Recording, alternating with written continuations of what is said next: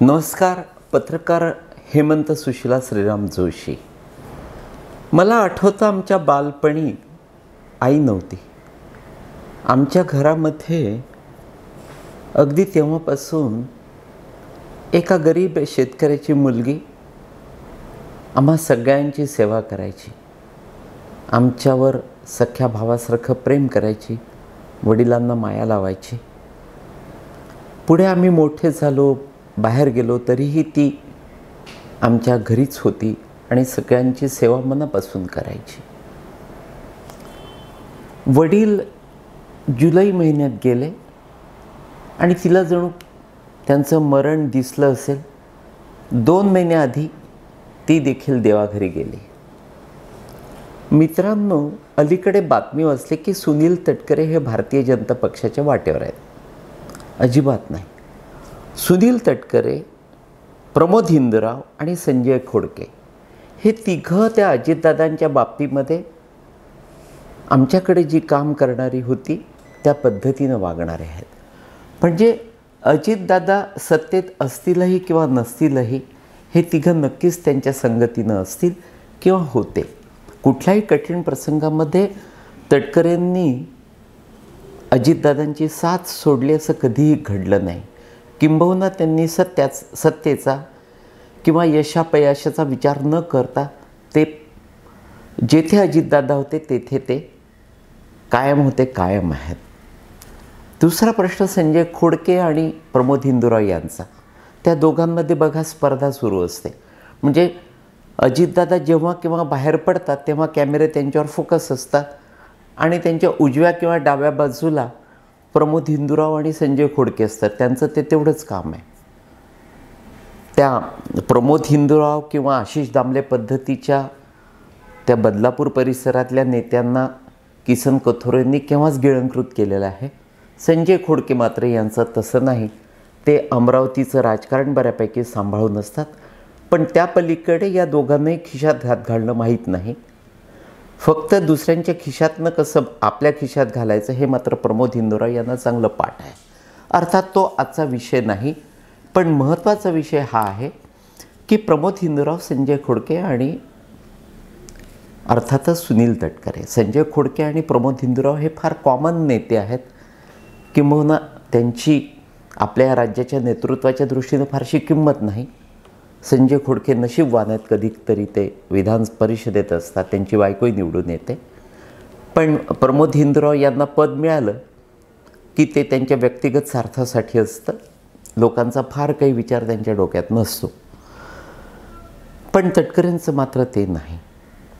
तटकरे हे कधीही अजित पवारांना सोडून जाणार नाहीत. किंबहुना ती कोकणातली अजितदादांची फार मोठी ताकद आहे. आणि माझ्या एक असं लक्षात आलं आहे की या दिवसामध्ये, या 100 दिवसांमध्ये जर एकंदर महायुतीच्या कारभाराचा आलेख काढला तर महायुतीनं सर्वाधिक कमांड त्या कोकणावर मिळवली आहे. महायुतीचे सारेच्या सारे नेते भलेही वेगवेगळ्या पक्षांचं नेतृत्व करत असतील, पण ते एकमेकांच्या हातात हात घेऊन आहेत. सुनील तटकरे राष्ट्रवादीचे, त्याचवेळी तिकडे उदय आणि किरण सामंत, त्यांच्या शेजारी नारायण राणे, वरून रवींद्र चव्हाण, दीपक केसरकर, रामदास कदम, त्यांची मुलं. थोडक्यात काय तर हे सारेच कोकणातले प्रभावी नेते, त्यांचे आपापसामध्ये फारसे मतभेद नाही. ते एकमेकांना बिलगून आहेत, चिटकून आहेत.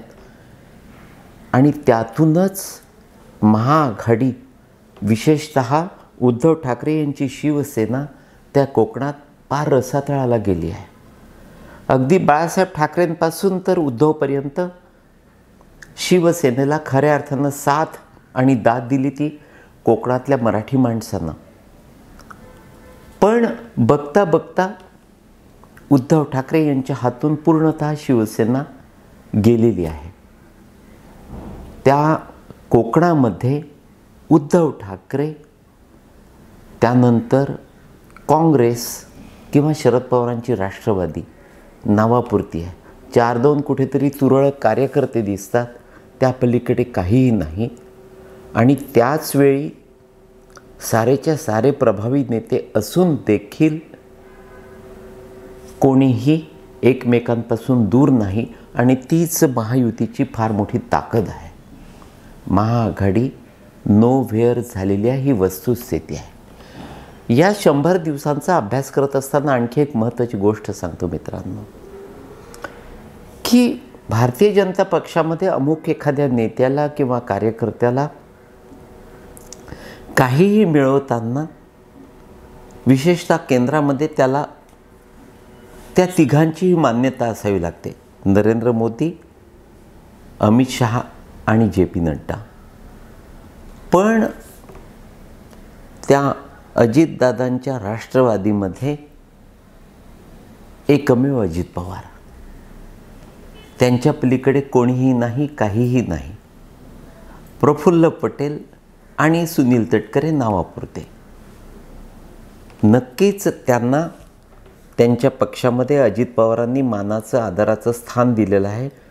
किंबहुना दिल्लीच्या राजकारणामध्ये अजित पवार नक्कीच प्रफुल्ल पटेल यांना पुढे करत असतात. पण अजित पवारांच्या राष्ट्रवादीमध्ये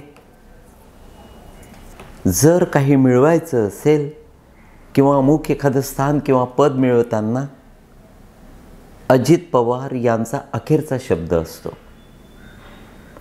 आणि हेच ते अजित पवार ज्यांनी त्या एकनाथ शिंदे पद्धतीनं भारतीय जनता पक्ष आणि राष्ट्रीय स्वयंसेवक संघाच्या नेत्यांजवळ आपलं एक वेगळं स्थान या दिवसात निर्माण केलेलं आहे. जर अजित पवारांचं एखादं काम अडलेलं असेल तर त्यासाठी स्वतः देवेंद्र फडणवीस पुढाकार घेतात. दिल्लीतून प्रसंगी थेट मोदी यांना भेटून किंवा शहा यांच्या कानावर घालून ते करवून घेतात.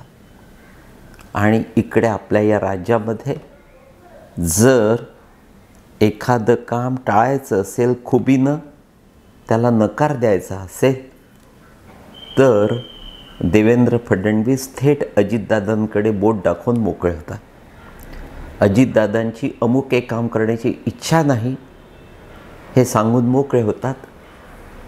त्यामुळे ज्याचं काम असतं त्याची अजित पवारांकडे जाण्याची हिंमत नसते आणि त्यातून अर्थातच देवेंद्र फडणवीस यांचं काम सोपं होतं.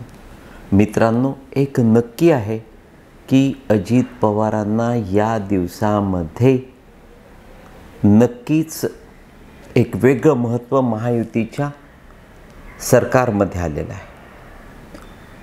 अजित पवार त्यामुळे दूरदूरपर्यंत यापुढे शरद पवारांच्या वळचणीला जातील हे कदापिही शक्य नाही.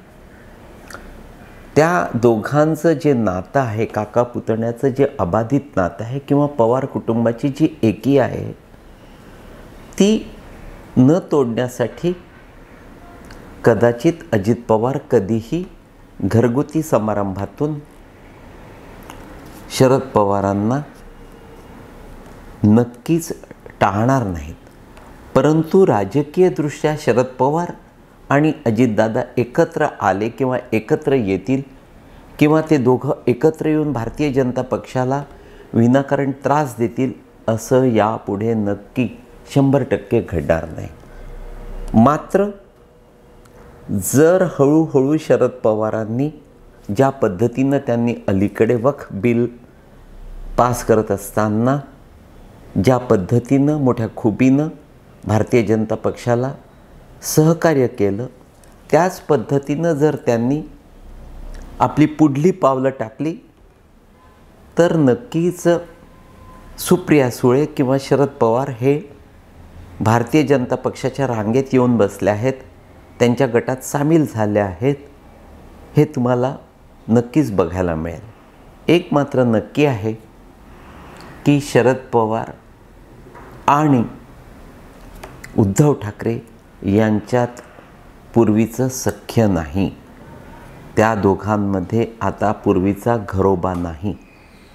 मात्र शरद पवार आणि काँग्रेस एकमेकांपासून फारसे दूर अद्याप गेलेले नाहीत.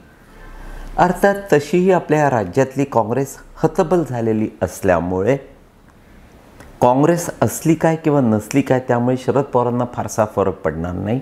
त्यांच्या दृष्टीनं अजित पवार आणि भारतीय जनता पक्ष जास्त महत्त्वाचे आहेत.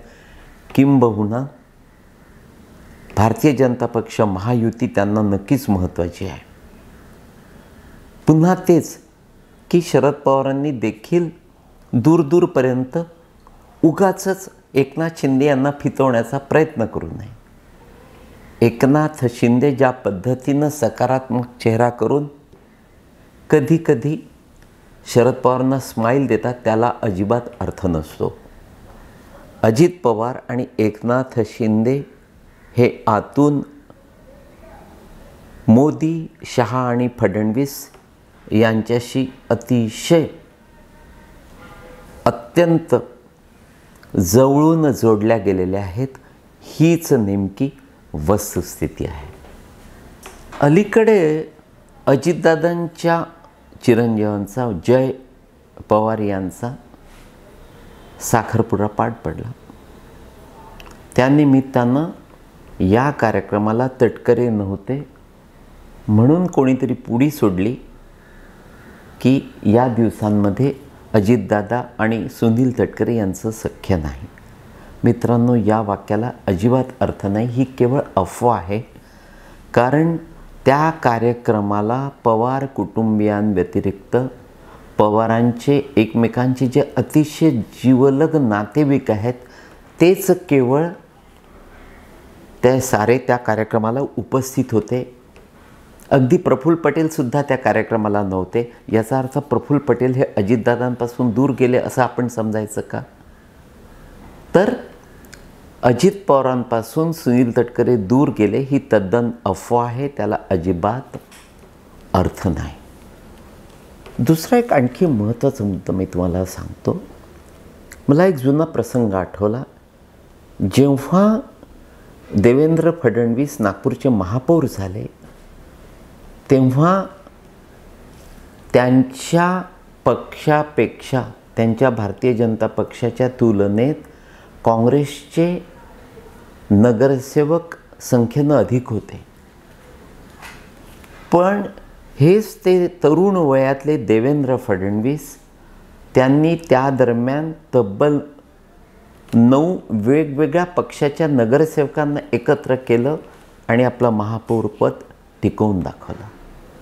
थोडक्यात काय तर अतिशय तरुण वयापासून या माणसाला विविध पक्षांना एकत्र घेऊन कशा पद्धतीनं विकास साधायचा, सत्ता राबवायची हे तोंडपाठ आहे, अंगवळणी पडलेलं आहे.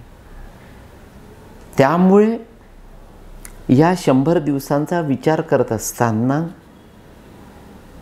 एकनाथ शिंदे, अजित पवार आणि भारतीय जनता पक्षाचे सारेच नेते या साऱ्यांशी त्यांनी ज्या पद्धतीनं संधान साधलं आहे, मैत्री राखली आहे, एकी ठेवली आहे, कंपेअर टू दॅट इन्सिडेंट हे त्यांच्यासाठी काहीही नाही.